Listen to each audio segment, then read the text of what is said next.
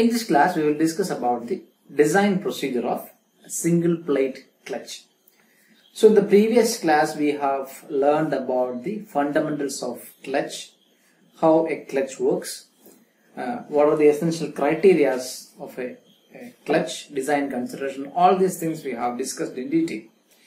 Now let's move on to the design procedure of the clutch. So like we said in the previous class, one of the most important criteria or one of the most important requirement of a clutch is to transmit power as well as motion. We know that clutch is something which engages or disengages two different sides of operation. Along with that, the most important criteria, one of the most important criteria is the amount of torque transmitted. So it has to transmit some excess amount of torque which is being supplied by the engine. So that itself is the first step in our design, which is the torque to be transmitted. I think we all are familiar with this equation. We have learned this equation for the brake also.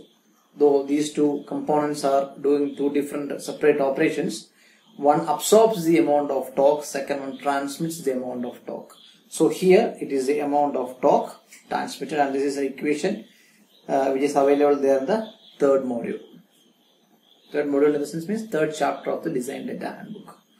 So equation is 9.55 10 power 6 P by N. Here P has to be substituted in kilowatts and N has to be substituted in RPM.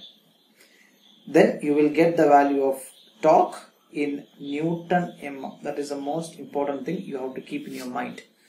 It keeps the way, or you get the value in Newton mm. It's not in Newton meter. Okay. Now, immediately after this, we are supposed to calculate the step number 2. We are supposed to calculate the diameter of the shaft based upon the amount of torque. But this particular step is not mentioned in many of the textbooks. But this has to be calculated, because this power is being transmitted to the shaft, to the clutch using a shaft. So the shaft has to be designed using the torsion equation. For example, the torsion equation is T by J is equal to tau by R is equal to G theta by L. In this you can select these two. T by J is equal to tau by R. You can select a value of tau as some 50 to 100 megapascal assumption. R is nothing but D by 2. J is equal to what? Pi D raised to 4 by 32. So the only unknown value is D. So you will get the value of D. This is called as the diameter of the shaft that is required. So this follows the same procedure that we have adopted for the design of shaft.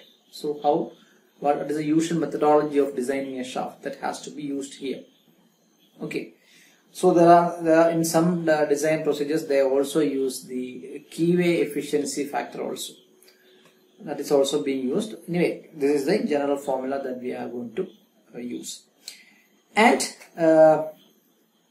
if not given, there is a table in your data handbook, and in that table you have got the values of coefficient of friction, etc. Coefficient of friction for the different friction materials, the value of dry friction value, wet friction value, all these are available there in your data handbook. Okay. Now, so if pressure is not given, if the friction is not given, you have to select it from that table. Okay.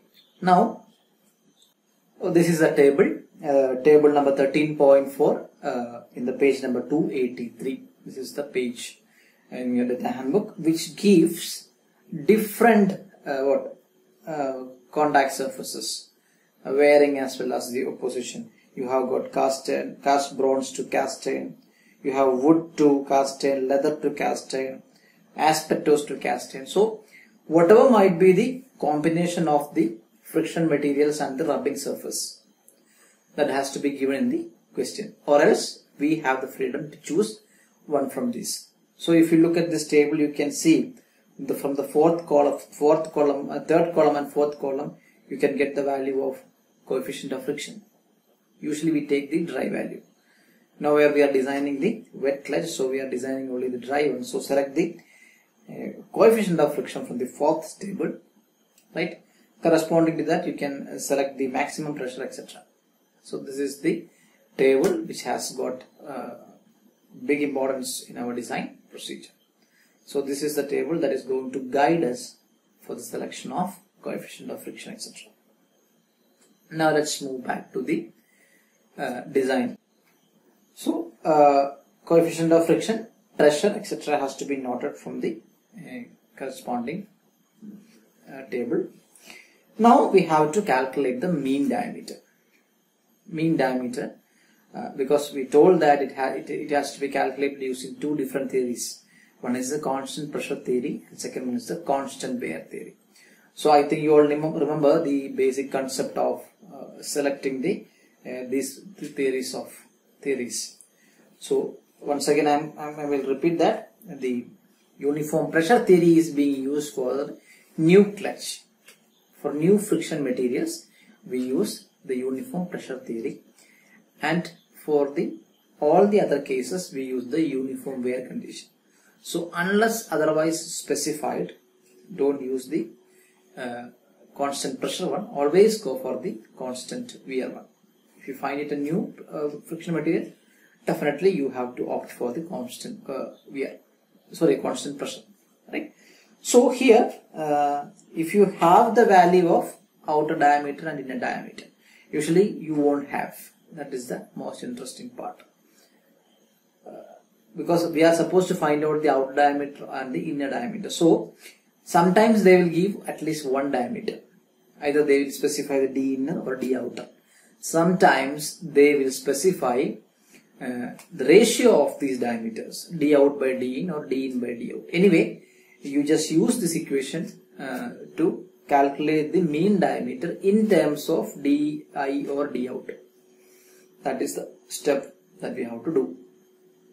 Now, after this, what we will do is we will go for the calculation of axial force. Okay. So, in the previous step, we have not got the solid value for the mean diameter. We obtained the value of diameter, we can say dm in terms of di, or it has to be dm in terms of d out. This is the two things that you have to keep in your mind. Either you have to put everything in the terms of di, inner diameter or outer diameter. Now, so since we don't have the value of d out and d in, here also the same thing is going to happen. You look at this equation 13.9a for the axial force. Here also you have another equation for uniform wear condition. So if you are designing it for uniform pressure condition, use the corresponding equation. If you are selecting the uniform wear condition, use the corresponding equation. Okay. So if you look here, this P we have already selected from the table. Right now we have that one. And as I have told you, we may not have the value of D out or D in. So here this will be either FAP will be either in terms of DI or this will be in terms of D out. That's how you have to do it. Now, right now you have the value of FAP in terms of, because they are both are sometimes D out will be known, D in will be unknown. So this FAP will be in terms of DI and the vice versa also, right? So keep after obtaining the value of FAP in terms of DI or D out, we are moving forward to calculate the value of torque. Okay, so for the torque also you have got two equations, this one for the uniform pressure condition and this one for the uniform wear condition. Two equations. Now here when you look at this, you know that DMP, we have already told that this will be in terms of DI or D out. So FAP also in terms of DI or D out, right? So when you look at this equation, we can say that torque value we know, right? Coefficient of friction we have selected from the table, right? Now FAP and DMP will be in terms of either DI or D out. So In this equation, the only one unknown will be either d in or d out. Okay, now you wonder what will be the value of n dash. This is something which requires some special attention. So n dash is nothing but the number of active surfaces. This I have already explained in the previous class about the single plate and multi-plate clutch. So here, number of active surfaces. So usually in the single plate clutch, n dash can be maximum 2. Beyond that is not possible in single plate. It can be 1 or it can be 2. Suppose in the question, if they have stated that both sides are effective, then that means n dash is 2. If they have not specified anything, you have the freedom to use either n dash is equal to 1 or n dash is equal to 2. You can consider that, or you can assume that both surfaces are active. So that is up to you. Okay. So generally I always prefer to go with this equation instead of the 13.9b, because it is a general equation which consists of the value n dash. Okay. So from using this equation, or at this stage, you will get the value of di and d out. That's what we are supposed to do. So now, right now we have the value of di. Now we can calculate the value of d out. Or d out is already available. Now we can calculate the value of dm. Also, after that you have to calculate the value of fn. So from here, obtain the value of what? di or d out. Then you calculate the value of dm, followed by you calculate FAP. This is what you are supposed to do, right? And after this, definitely you can easily calculate the value of heat generated also. The same equation, mu into pressure into area, or force into velocity. That's the most common equation. So pressure into area into mu. That is going to give the frictional force into velocity. Will give you the value of amount of heat generated. So that can also be done. Now let's see what's the difference when it comes to the case of multi-plate clutch.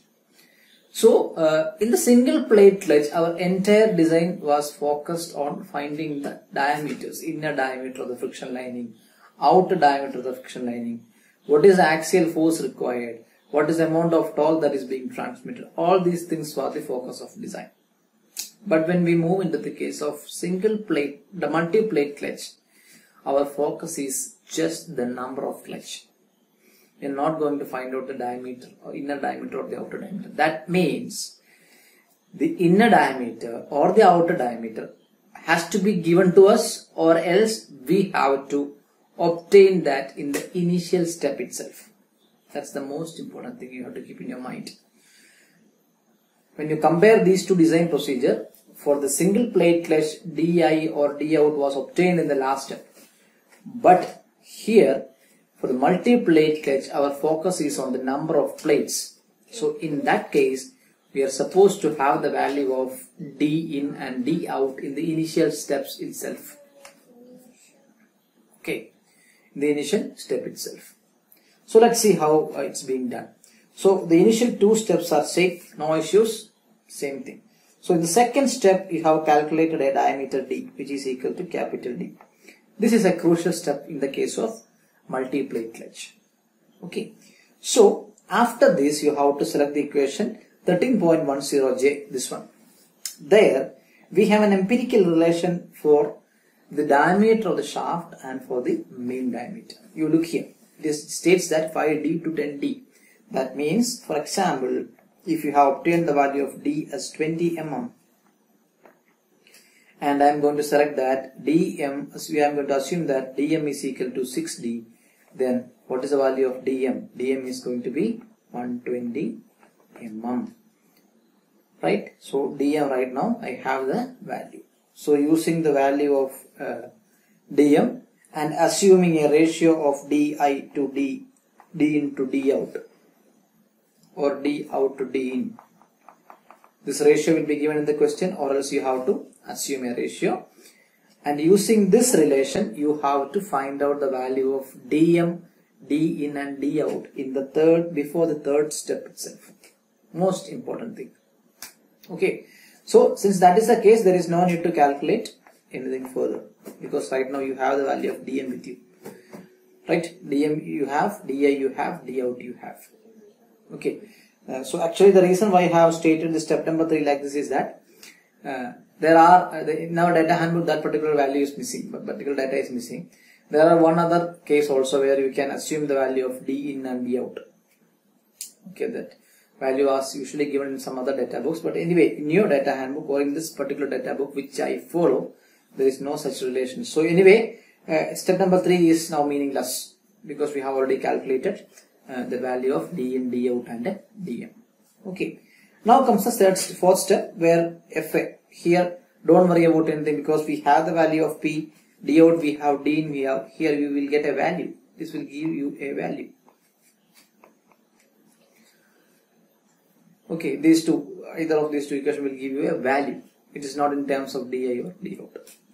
Now keeping that value, we are moving forward, and if you look at the equation for the torque, here right now you have the value of mu, you have the value of FAP, you have the value of dm. The only unknown is n dash. So this is the most important thing you have to keep in your mind. And we know that after getting the value of n dash, what we are supposed to do is, we know that n dash is equal to n1 plus n2 minus 1. This is a standard equation we know. But along with this, it's not given in your data handbook, so kindly keep this relation in your mind. That is, after getting the value of n dash, you assume it to the nearest even number. Example, if you are having the value of n dash as 6.5, you approximate it to 8. If you have the value of 7.1 also, you approximate it to 8. So you go for the next higher even number. Then n1 is going to be n dash by 2 and n2 is going to be n1 plus 1. That is the thing. So n1 is going to be n dash by 2 and n2 is going to be n1 plus 1. So this is the relation you have to keep in your mind. For example, if this is the case, how will we solve? n1 is going to be 8 by 2, which is going to be 4, and n2 is going to be 4 plus 1, which is going to be 5. So these two are going to give the same value as 8. 4 plus 5 minus 1. That is the thing you have to keep in your mind. So with this, I'm concluding the design procedure of single platelet as well as the multi platelet. So you kindly try to solve some questions from these two. You will get a clear grip on the topic. Thank you.